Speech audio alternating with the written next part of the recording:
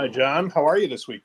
Hi, Elliot. As week at home, my wife's brother passed. Dynamite guy, way too young. So it's a sad thing, but we're going to have a celebration of his life on Saturday. So I'd be remiss if I didn't mention it. Mike Chapman, just a great brother-in-law and good family man, hardworking guy. And so I know we all go through things like that. But again, I'd be remiss if I didn't mention that, sort of put a pale over the week. But as I know, a lot of people have things they need to get by. So we will, but we'll remember all the good stuff. Our sympathies are with you and Sue and the rest of the family. I know you will get through it. Losses are challenging.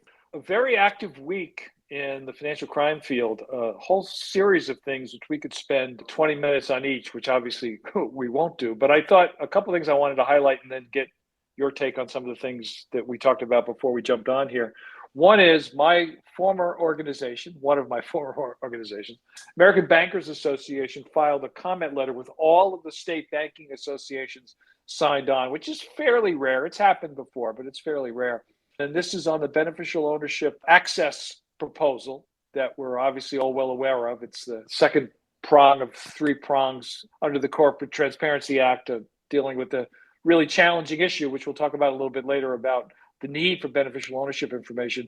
But the comment letter is very detailed, but dramatic in its conclusion. They restate that the industry has long supported the establishment of the Beneficial Ownership Registry. And that is true. Everybody wanted to see that be implemented and up and running. But it was also important that it reduces regulatory burden on regulated entities and small business. But the strong statement here is they believe proposal will not accomplish those objectives. So they urge FinCEN to withdraw the current proposal and to re-engage with the financial services industry and small business to develop a new proposal. I say re-engage. Their letter says engage. I don't think that's completely fair. It was an open comment process. So small business was able to file comments, as was the financial services industry. So a re-engagement is a more accurate description of what the industry believes should happen. So I think that's important. As we know, the key here is directed some of this. So to some degree, FinCEN's outlining of access restrictions were directed by Congress. So it wasn't necessarily coming out of FinCEN's own outline of the proposal. They were following congressional mandates and congressional directions. I'm not sure how you fix those issues, but it's clear if you're going to have a registry and you want the financial sector to be able to access that registry, it has to be logical. So you should be able to do things like use the information for a variety of purposes. And it seems that's fairly limiting under the proposal. Folks should take a look at it. It's obviously on a various number of websites. People have reposted it on LinkedIn, but I think it was pretty important to reference that comment letter and the dramatic call to withdraw the proposal. Yes, and I'm not saying that's never happened before, but nothing jumps to mind in terms of major anti-money laundering regulations or proposals over the years where significant industry groups or others call for basically a do-over. We've certainly seen agencies withdraw proposed rules over the years where the comments cause them to reconsider and decide that different mechanisms other than what was proposed would happen. But again, off the top of my head, I don't recall a call for withdrawal as this comment letter has in it. So it'll be interesting to see what happens when the comment period closes and what FinCEN decides to do. Yeah, I should say that even though it's rare, the one major one that sticks in my mind is the call to withdraw the Know Your Customer proposal back in 1999 that our good friend Rick Small knows all too well. And that was also a very dramatic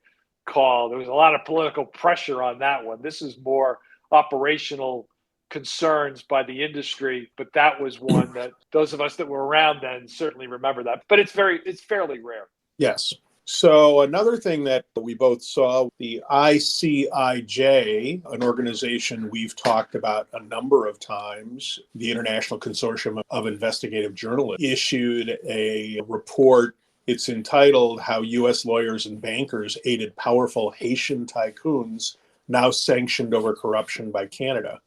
And we'll talk about the details a little bit. That came out about a week ago. Some of the information goes back to the Pandora Papers, It was prompted by issued against two Haitian financial elites, Gilbert Biggio and Arif Abdallah. They were sanctioned by Canada at the beginning of December. There's a lot of twists and turns like are in so many of these. One is that each of those people were also honorary consuls for different countries, this sort of volunteer diplomat status that you and I have talked about before, one for Israel and one for Italy, which was kind of interesting. Yeah, and the other part of this that the story goes into, that both of them had links to almost 20 companies and trusts created in tax havens. That was obviously discovered in the Pandora Papers.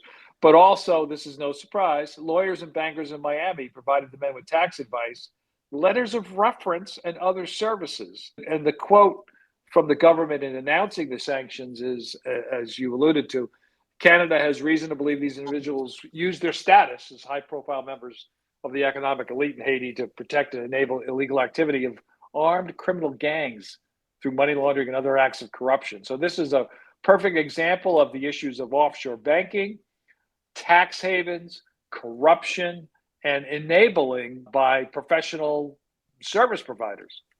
Yes. And Haiti is a country that has suffered financial instability and certainly enforcement instability, as well as significant political challenges over the last, several decades at least. Yeah, this is just awful people. This is awful people taking advantage of the Haitian population.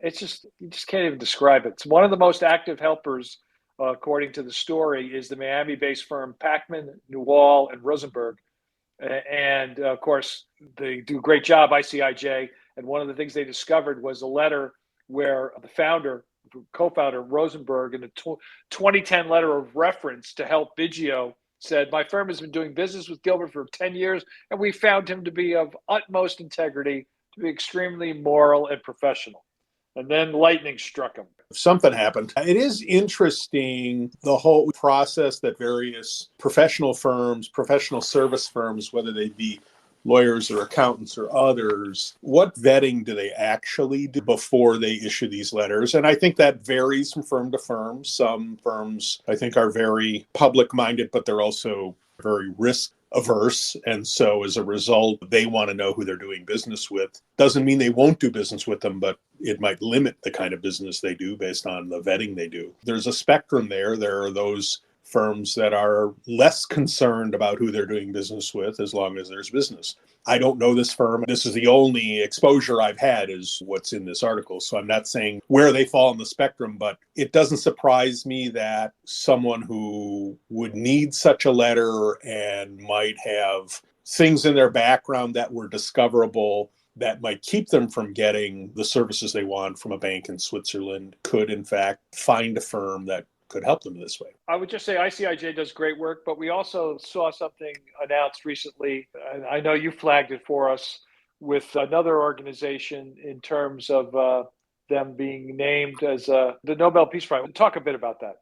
Yeah, so the Organized Crime and Corruption Reporting Project, two members of whom joined you for our December webinar, has been nominated for the Nobel Peace Prize. A professor at a university in Amsterdam who's eligible to make nominations said in his letter that OCCRP contributes to peace by unmasking political corruption and organized crime. You and I have had a number of conversations about the connection between political instability and corruption and organized crime. That was a part of the conversation that you had during the webinar. And I thought it was interesting that someone focused on it to the extent that they actually put them in nomination for the Peace Prize. I know nothing about the Peace Prize decisioning process, how many nominations they get and all of that. I'm totally ignorant about that. But it was interesting for me to see the connection that you and I talk about regularly and that others in the financial crime compliance community talk about regularly, governmental officials and others, that someone took it to the next level and said, yeah, that's important. And this particular group, along with many others, do really important work to try to stop that from happening and therefore, among other things, help build a lasting peace. Yeah, in the Organized Crime Corruption Reporting Project, our good friend and colleague Kevin Hall was on our webinar, and he's been great. Oh, I've known Kevin for many years. The other part of this, like ICIJ in terms of having investigative journalists, they created something a bit ago called the Global Anti-Corruption Consortium that they do in conjunction with Transparency International, about the 7th year of their formulation. And they look at things like how money laundering operates along various international financial systems, and then exposing the corrupt exploitation of things like natural resources. They do a lot of interesting things, and we need investigative journalists, and these two organizations, among others, do a great job. Yes. So we'll watch and see if they're the... John, what else do you have that you're working on? I interviewed a banking law expert that I've been able to talk to before, Tom Vartanian. Tom has just recently published a book, actually today. It came out, it was released today, dealing with internet-related issues. It's called Unhacking the Internet. Tom and I talked late last week, so that'll get posted fairly soon.